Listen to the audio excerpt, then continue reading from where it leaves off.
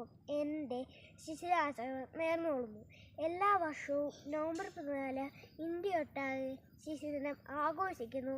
ഇന്ത്യയുടെ ആദ്യത്തെ പ്രധാനമന്ത്രിയായ ജവഹർലാൽ നെഹ്റുവിൻ്റെ ജന്മദിനമാണ് നാം ശിശുദിനമായി കൊണ്ടാടുന്നത്.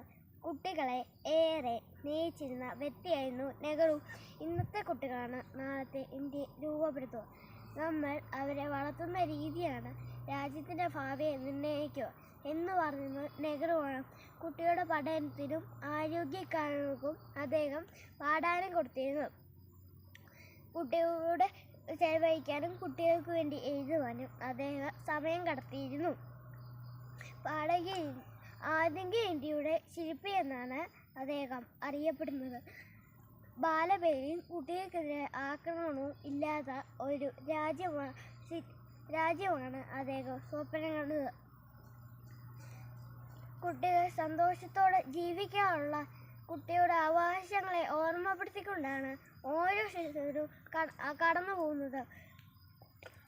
കുട്ടികൾ അദ്ദേഹത്തെ ചാച്ചാജി എന്നാണ് വിളിച്ചിരുന്നത്. 1964 നെഹ്റുവിൻ്റെ മരണശേഷമാണ് നവംബർ 14 ശിശുദിനമായി ആഘോഷിക്കാൻ തുടങ്ങിയത്. എല്ലാവർക്കും ഒരിക്കൽ കൂടി ശിശുദിനാശംസകൾ നേർന്നു നിർത്തുന്നു. നന്ദി. ജയ് ഹിന്ദ്.